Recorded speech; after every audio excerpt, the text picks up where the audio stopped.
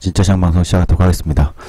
이제 6월달에 이제 중간 정도 지나가고 있는 과정이고요. 이제 중하순, 6월의 중하순의 구간으로 들어가고 있습니다. 상반기는 거의 이제 6월달 마무리가 돼가고 있는 시점이죠. 이슈 브리핑 땡볕도입니다. 날씨도 더운데 증시도 일단 땡볕입니다. 고공행진 속에서 그늘막을 칠 듯 말 듯 하는 과정을 보여주고 있는데 아직 명확한 어떤 그늘막은 나타나고 있지 않아요. 해외 증시에서는 그래도 유럽이라든가 미국이나 일본 등은 선진국 증시들은 나름 그늘막을 좀 친 단기 조정이 좀 있었는데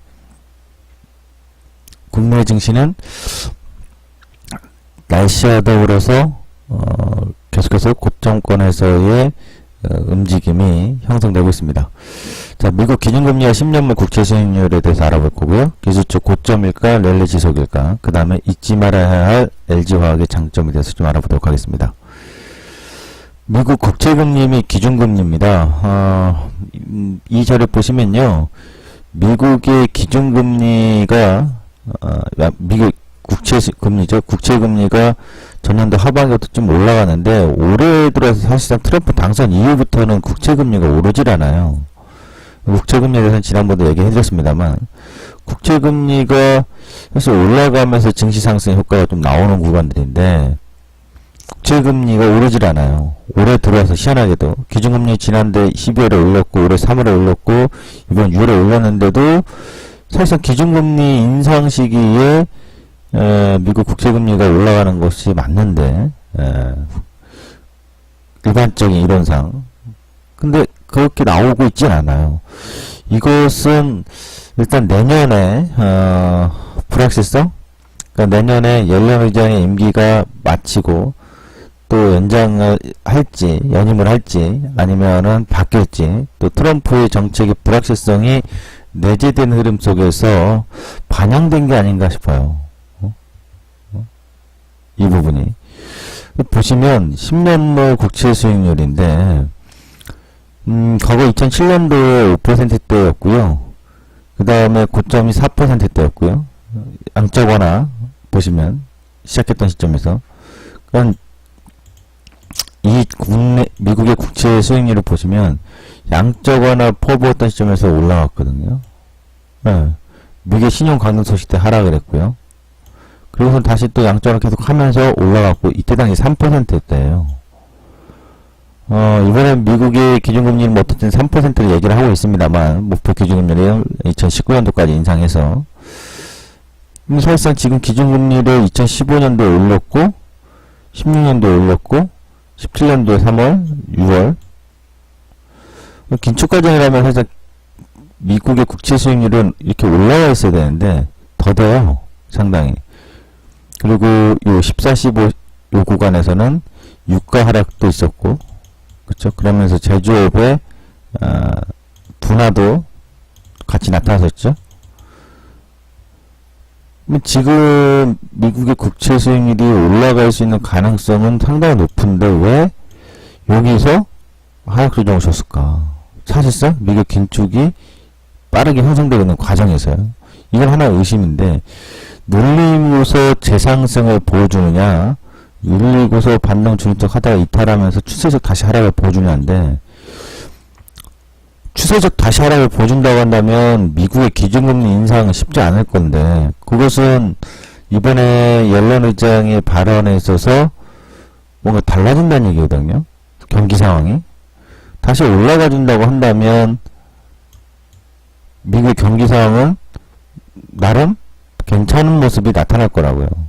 그러면서 미국 기준금리 인상에 대한 뒷받침이 되고 연준의 자산 축소까지 이어지는데 지지의 뒷받침이 되겠죠.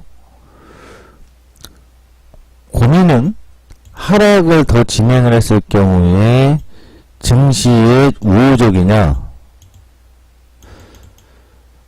그렇게 보기 어렵죠. 왜냐하면 양적 완화 이후에 그저 그렇습니다만 양적 완화 이후에 하락 조정이 왔을 때는 사실상 경기 둔화의 모멘텀이 반영되고 있다 이렇게 봐야 되는 거죠. 반대로 상승했을 때는 양적 완화의 힘으로 경기 호전, 제조업 지표 좋아지고 양적 완화의 힘으로 좋아지는 경기 상황이 좋아진다는 걸 대변합니다. 그런데 여기서 좋아지면 관건은 무엇이냐?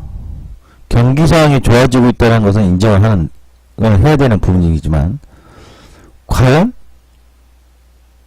국내 증시의 외국 자본들의 자본 유출 가능성, 이것에 대해서 생각을 좀 해봐야 됩니다.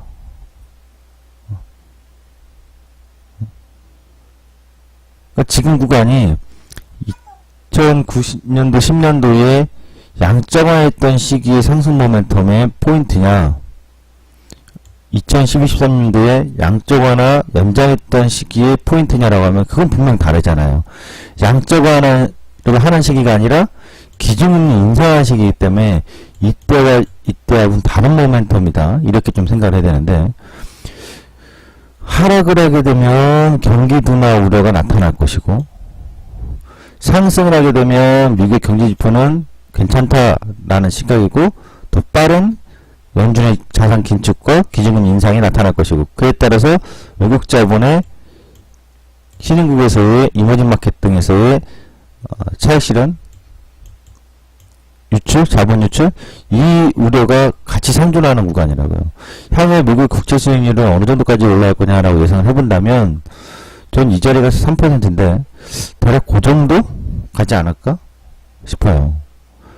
그리고 지금은 추세적인 삼각지 맥점에서 이 맥점을 기준으로 이탈했다가 반등 주고 재이탈했다가 다시 반등 주고, 지금은 이제 지지 반등이 나올 자리라고 저는 보고 있습니다. 관점은 지지 반등이 나올 것이다 라는 생각을 갖고 있는데, 이 삼각지 맥점 2.0%대를 계속 등락하는 과정으로 미국의 국채 수익률은 움직일 가능성이 높다, 이렇게 보시면 되겠습니다. 그 다음에 이제 기술주 이제 반도체하고 디스플레이로 대표적으로 보는 거고, 그 다음에 이제 그 소프트웨어 쪽 보면 되겠죠. 인터넷 업체들. 근데 우선 반도체하고 장비 쪽을 좀 보겠습니다. 우리나라는 이제 소프트웨어라든가 인터넷 서비스 업체 등으로 본다면 이제 네이버가 막강한 기업이고요. 소프트웨어 쪽에서는 강자가 없기 때문에 이 반도체 장비 쪽이 우리나라 핵심인데, 전 세계적으로 미국의 설비 가동률 볼게요. 미국 쪽을 먼저 보겠습니다. 같은 영향권이 있을 테니까. 미국의 설비 가동률이 증가를 했다가 하락을 하고 다시 재증가하는 상황인데, 반도체 및 부품, 설비 가동률은 또 하락을 해요.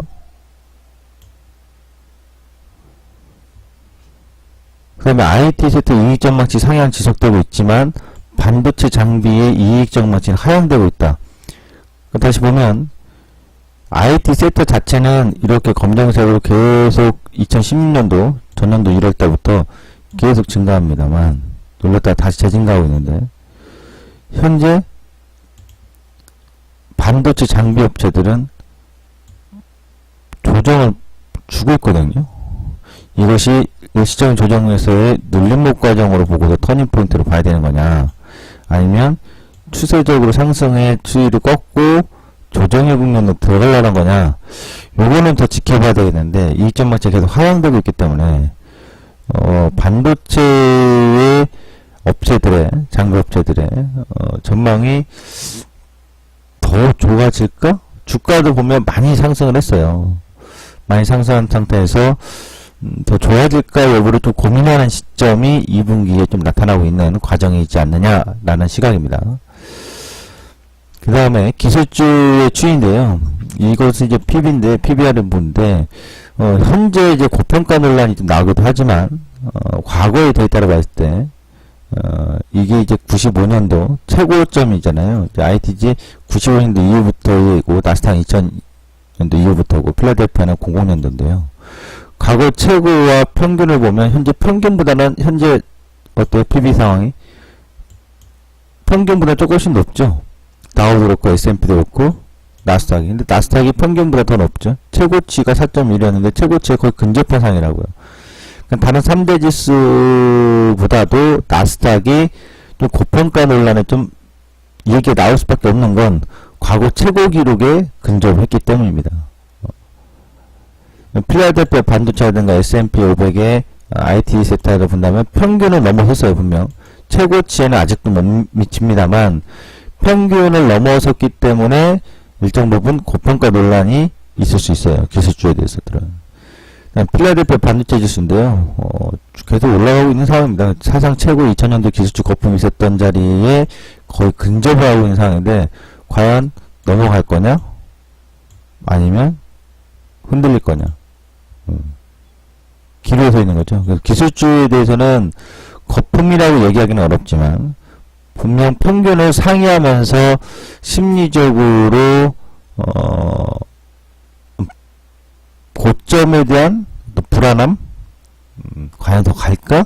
라는 우려감, 또는 상단의 최고점에 거의 도달한 상황에서의 조정이 올 수 있는 가능성, 이런 심리를 계속 반영되어 있기 때문에 IT에 대해서는 현 시점에서 매우 강렬한 포인트라고 얘기하기보다는 심리적인 동요 구간 속에서의 고점권에서 관망의 포인트, 이런 포인트로 좀 지수를 봐야 되지 않을까. 기술주에 대한 흐름들을 이렇게 좀 지표 상황에서 본다면 분명 기술주는 거품이라는 건 꺼져야, 고점에서 꺼져야 하는 거지만 거품이라고 얘기하기는 그렇지만 물론 고점권에서의 과열의 인식을 좀 하고 있는 과정은 맞습니다. 그렇게 좀 봐야 될 것 같아요. 반도체의 아까 제가 방금 보셨던 반도체의 장비 업체들 부품 설비 가동률이 좀 떨어지고 있고 조정을 주고 있다라는 것에 있어서 반도체 업체의 주도적인 상승이 2010년부터 이어졌던 것이 일정 부분 숨고르기 형태로 진입할 가능성이 좀 더 높게 보이지 않느냐라는 게 제 시각입니다. 그 다음에 이제 저유가 이후의 납사 가격인데요.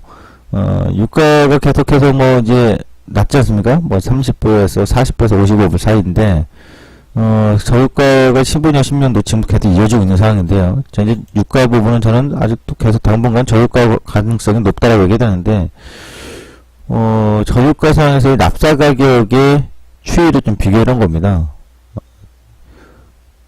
납사 가격이. 최근에는 떨어지고 있죠. 제가 여러분들에게도 화학 제품에 대해 얘기했는데 3월달, 4월달부터 조정이 계속 오고 있다. 뭐 ABS라든가 에틸렌 가격들라든가 PVC라든가 전부 다 부타디엔도 마찬가지고요.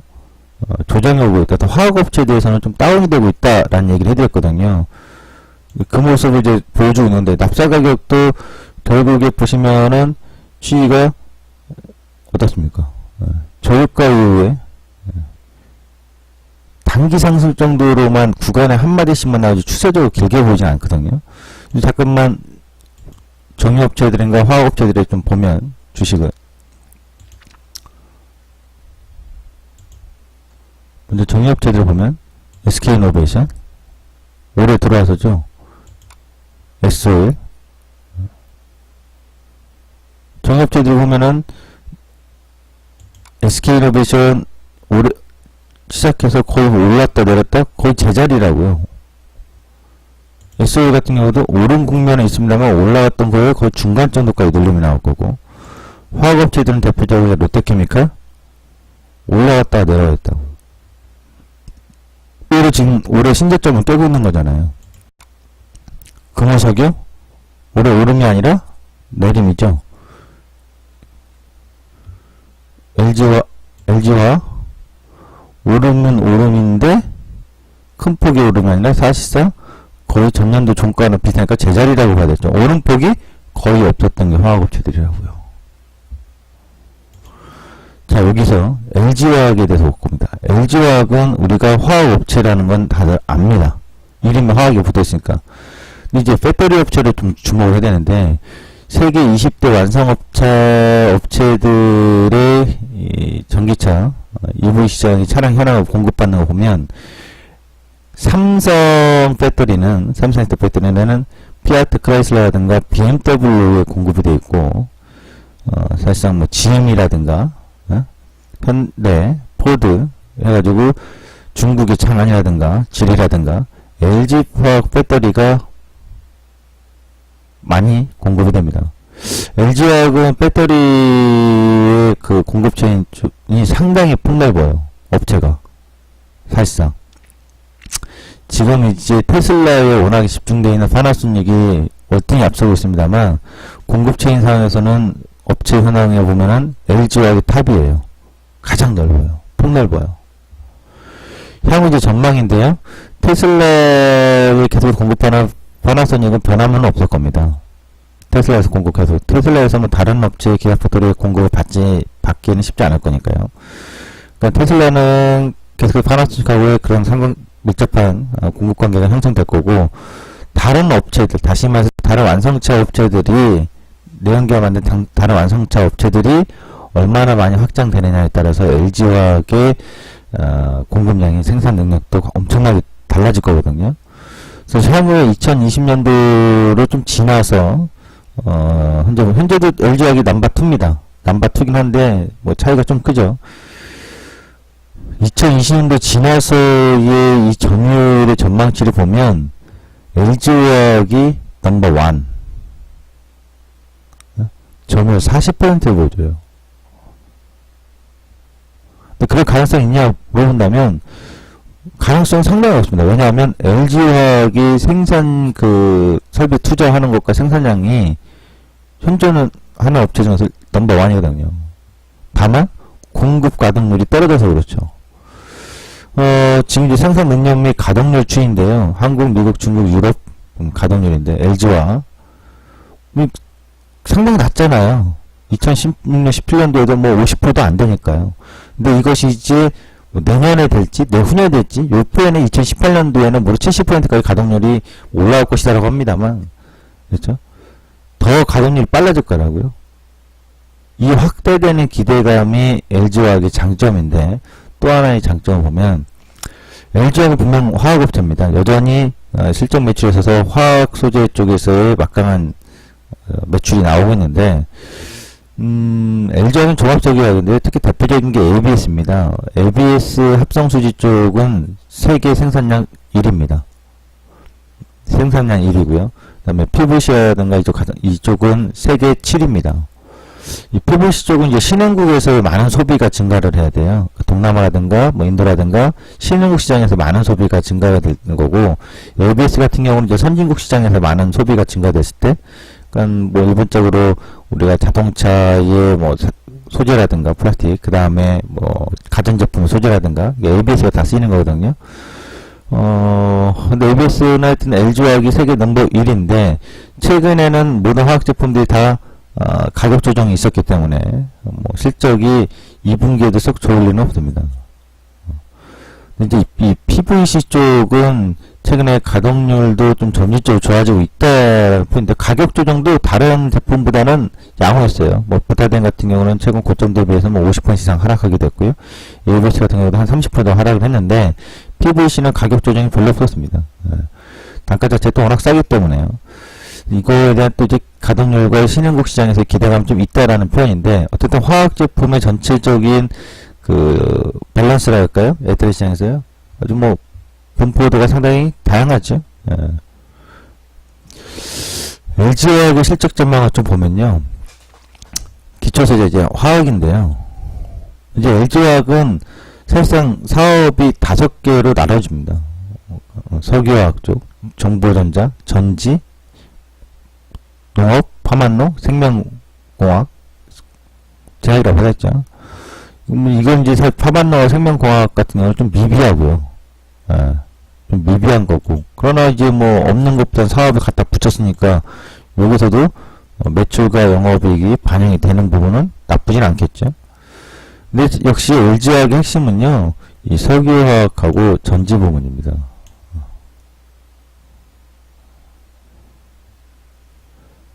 석유화학은 결국 고부가가치 석유화학 쪽 제품들은 향후에 경기가 좋아질 때는 상당히 큰 반영을 보여줄 거예요. 그러니까 저는 우리나라 화학업체 중에서 롯데케미칼, 그 다음에 LG화학, SK이노베이션 이런 업체들, 정유업체까지 석유 제품, 석유화학 업체들이 넘버1로 본다고요. 얘네들이 망할 일은 거의 없어요. 제가 봤을 때. 얘네들이 소멸되거나 또는 어떠한 위기에 와서 위기 조장이 될 만한 기업이라고는 안 본다고요. 단 성장성에 있어서는 고민이 된다고요. 과연 SK이노베이션, LG화학, 롯데케미칼 요 세 기업 중에서 누가 성장성이 더 뛰어나고 있냐 그런다면 포인트를 좀 짚어보면 LG화학은 사활을 걸었다고요. 기존의 화학의 산업은 캐시카의 역할을 하면서 고부가치의 제품으로 변화를 주자. 그 다음에 2차전지에 신성장 동력을 두자. 그리고 LG그룹 자체가 모토가 지금 자동차 전장 쪽으로 계속 공급을 늘려나가고 있기 때문에 이 부분에 사활을 걸고 있는 거고, 롯데케미칼은 사실상 신사업을 하지 않아요. 그러니까 뭐 다른 업체들은 뭐 태양광도 하고 하나케미칼 같은 경우 뭐 2차전지도 하고 어떤 신사업에 대한 어떤 투자가 있는데 롯데케미칼은 그게 없었어요. 단 롯데케미칼이 제일 잘하는 게 있어요. 쥐어짜서 영업이익률 개선하는 데는 최고예요. 쥐어짜서 영업이익률 화학업체에 있어서의 그 어떤 영업이익률을 쥐어짜는 데서는 최고입니다. 전통 이제 석유화학의 제품만 생산하고 신사업을 하지 않나. 어떻게 보면은 신사업을 하지 않기 때문에 리스크도 없는 거죠. 리스크가 없는 거죠. 당장에 뭐 석유화학 제품의 어떤 가격 등락에 있어서의 매출이 감소하거나 증대다 이런 건 있겠습니다만 업황에 따라서 리스크는 없잖아요. 하던 사업만 하고 있는데 큰 리스크는 없겠죠. 다만 성장성에서는 향후에 좀 한계에 부딪힐 거라고 봐요. SK이노베이션도 2차전지를 하고 합니다만 야는 성장성의 한계 이거까지는 말 못하겠는데 성장성의 한계가 있는데 경쟁이 좀 심하다고 봐야 돼요. 경쟁이 중국, 중동, 아시아 국가의 다른 국가들하고의 경쟁이 심화되어 있다 이렇게 좀 정제업체들은 그래서 이 세 업체 중에서 가장 탑은 LG화학으로 보여요. LG화학의 이 전지 부분의 실적은 지금 보이는 거는 아주 작다고요. 한번 소위 말하면 어느 시점에 어느 정도 정상적인 궤도로 들어온다면 매우 폭발적인 매출과 영업이익이 나올 거라고요.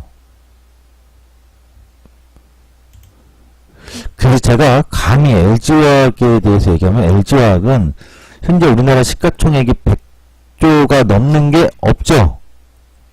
삼성전자 빼고요. 저는 시가총액 100조로 넘어갈 수 있는 기업 중에 하나를 뽑으라고 하면 LG화학을 뽑을 거예요. LG화학의 주가를 한번 전체적으로 보겠습니다. 이때 당시가 PBR이 5배가 넘었었고요. LG화학은 그동안 과거 데이터를 보면 PBR이 1배 이하로 떨어진 적이 한두 차례밖에 없습니다. 어디냐? 바로 요지죠. 이때 당시 저점이 1.10이었고요. PBR이 지금 1.4인가요? 볼까요?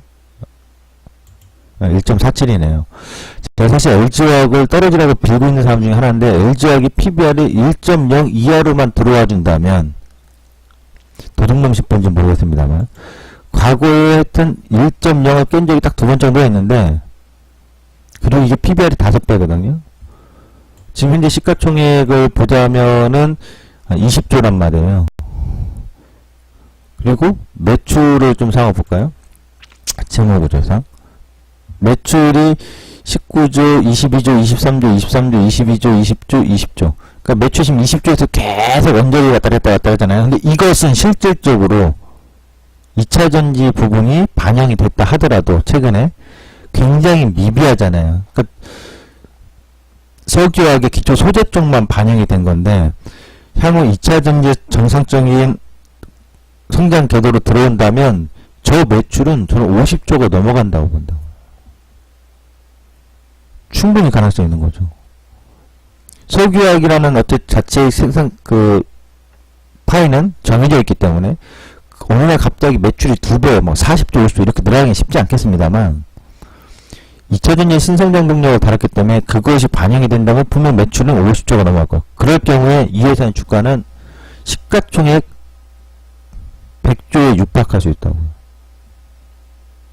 전 대한민국에서 내놓으라는 기업들에서는 과연 두 번째로 시가총액 100만원, 이거 의미 하나도 없어요, 여러분.